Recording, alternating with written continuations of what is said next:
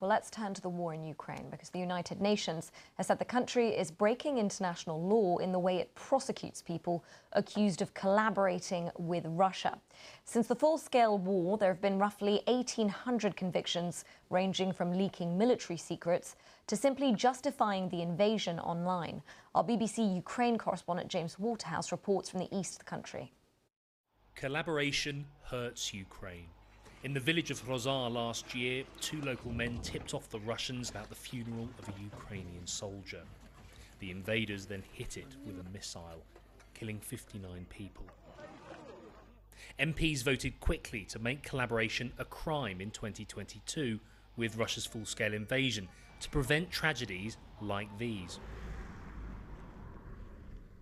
This is Liman, a town bludgeoned by occupation, liberation and fighting. When the Russians arrived, Dimitro, an electrician, volunteered to restore power to the town. The Russians said I had to work for them or not at all. I was afraid they would punish me and my family. But when Liman was liberated 6 months later, he was arrested. After admitting to helping the Russians, Dimitro was handed a suspended sentence and banned from working as an electrician. Across town, Volodymyr is adjusting to life without his wife, Tatiana, who's in prison. She was a neighbourhood volunteer where she liaised with local officials. Under occupation, she continued and was later sentenced to 5 years by a Ukrainian court.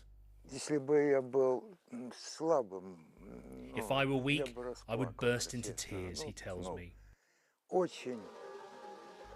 But what about his wife? We were granted permission to meet her at this prison 300 kilometers away. Tatiana is held in this separate block for convicted collaborators. She claims she was just giving out firewood. Prosecutors argued she'd illegally taken a job with the Russians. What's my crime? Fighting for my people. I did not work for the Russians. I survived and found myself in a prison. Critics, including the United Nations, are concerned. The law is problematic because it is vaguely worded. And in terms of compliance with international humanitarian law, it does criminalize acts that could be lawfully compelled by the occupying authority. But the message from one of the MPs who drew up the collaboration law is blunt. I strongly disagree with such a statement that this legislation is in breach of international law. What about those who act under duress, might be saying what they need to just survive? Look, the law is pretty much clear, saying that collaboration is a crime if you do it voluntarily, not under direct pressure.